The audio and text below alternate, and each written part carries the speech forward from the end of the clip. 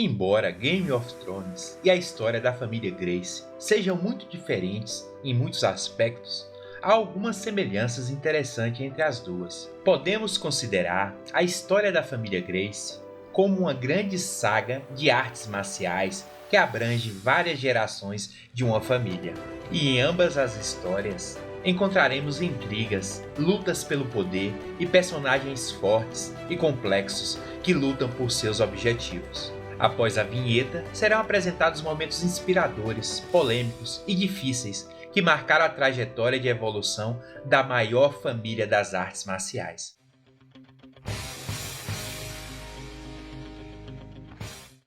Carlos Gracie, um visionário audacioso e determinado, foi uma das figuras chaves no início da trajetória da família Gracie nas artes marciais. Ele foi responsável por fundar a primeira Academia Gracie no Rio de Janeiro, onde começou a moldar o legado que se seguiria.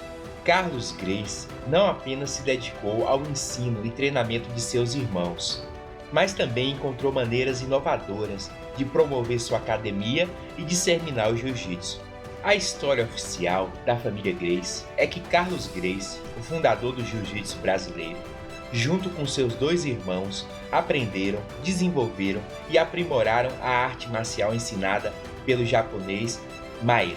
Mas quem desenvolveu e criou boa parte das técnicas que hoje denominamos como Jiu-Jitsu Gracie foi, na verdade, Hélio Gracie. Devido a uma saúde debilitada durante a infância, Hélio não podia praticar a versão tradicional do Jiu-Jitsu, que exigia força e agilidade física. Como resultado, ele adaptou e aprimorou as técnicas, tornando-as mais acessíveis para pessoas de diferentes habilidades físicas. Já Carlos Gracie, como grande líder, aceitou o potencial de Hélio e até entregou seus próprios filhos para serem treinados por ele, o que contribuiu para a disseminação e popularização do Jiu-Jitsu Gracie como uma arte marcial altamente eficaz e acessível a todos. E como patriarca da família Gracie, Carlos também soube conduzir com maestria a ascensão da sua dinastia no mundo das artes marciais. Seus esforços permitiram a expansão da família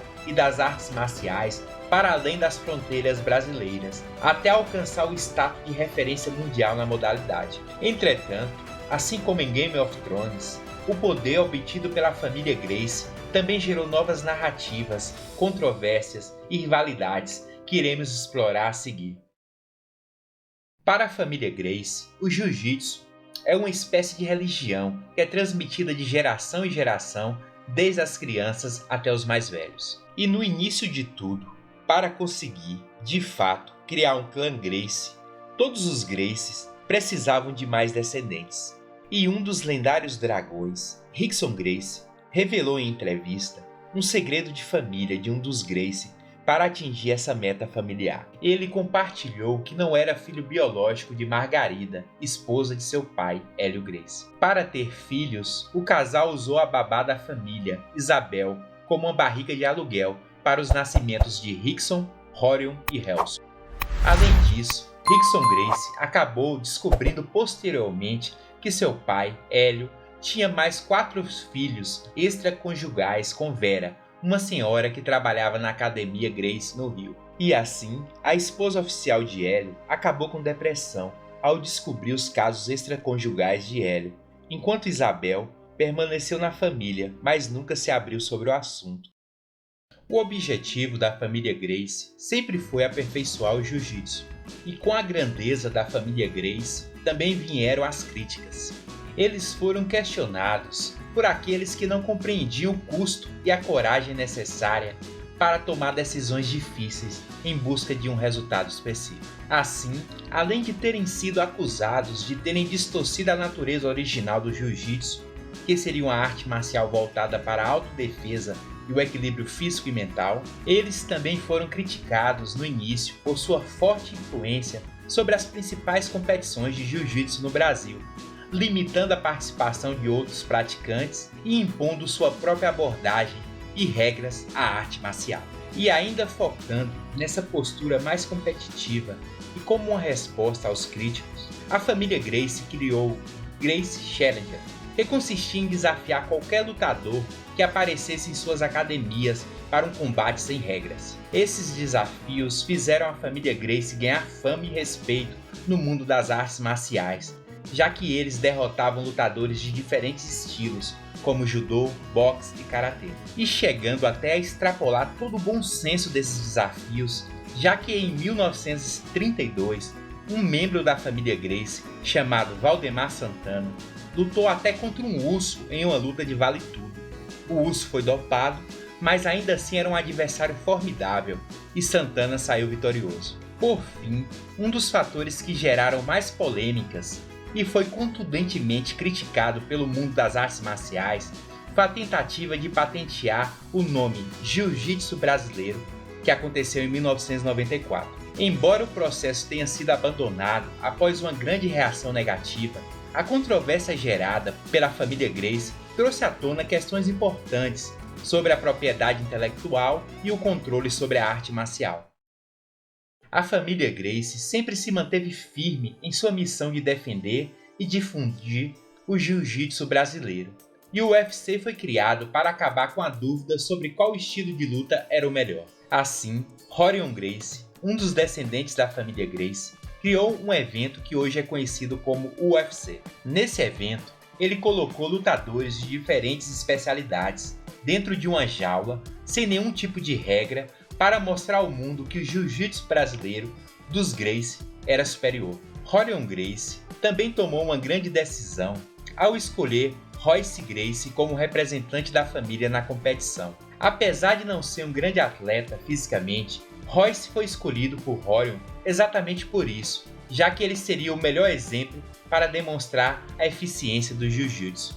Como ninguém sabia lutar no chão na época do primeiro UFC, Royce foi capaz de vencer todos os adversários, o que prova que a habilidade excepcional não estava em Royce, mas sim no jiu-jitsu em si. Rorion acabou vendendo sua participação na organização porque seus sócios insistiram em implementar regras que exigiam a participação de jurados para decidir quem era o vencedor. Essas mudanças transformaram o UFC em um evento mais de entretenimento, ao invés de uma verdadeira luta para comprovar a superioridade de um estilo de luta sobre o outro. Esse evento e as decisões tomadas pela família Gracie foram realmente revolucionárias e tiveram um grande impacto no mundo das artes marciais. Desde a morte de Carlos Gracie, fundador da família, em 1994, surgiram disputas internas sobre quem deveria liderar a família e controlar seu legado. Alguns membros da família querem preservar a tradição da família e manter a abordagem original do jiu-jitsu, desenvolvida pelos fundadores, enquanto outros desejam modernizar e adaptar o esporte às necessidades atuais. Além disso, a rivalidade entre os diferentes ramos da família levou à criação de escolas de jiu-jitsu que muitas vezes estão em conflito com a escola principal da família. Esses conflitos internos destacam o desafio de preservar uma tradição enquanto se adapta às mudanças do mundo moderno. No universo de Game of Thrones, a frase "O inverno está chegando" representa um aviso para que todos preparem para enfrentar os desafios que virão. Na vida real, essa expressão pode ser aplicada em diversas situações, como no caso da família Gracie e seu legado no jiu-jitsu. Com o surgimento de novos nomes dominando as competições de jiu-jitsu, grappling e no-gi, é preciso estar preparado para enfrentar os desafios e se adaptar às mudanças. É interessante destacar que há atualmente uma necessidade de reflexão sobre o legado da família Gracie, que historicamente foi focado na competição e na busca pela arte marcial suprema. Nesse sentido, é importante observar que a família Gracie foi liderada por duas personalidades notáveis, Carlos e Hélio Gracie, que se destacaram em suas áreas de atuação e, portanto, servem como modelos para os herdeiros atuais da família Gracie. E cada um contribuiu de forma significativa para o desenvolvimento do jiu-jitsu brasileiro e para sua popularização em todo o mundo. Hélio Gracie foi um inovador, um pioneiro em sua abordagem de técnicas de luta e treinamento físico e mental, assim como um grande campeão.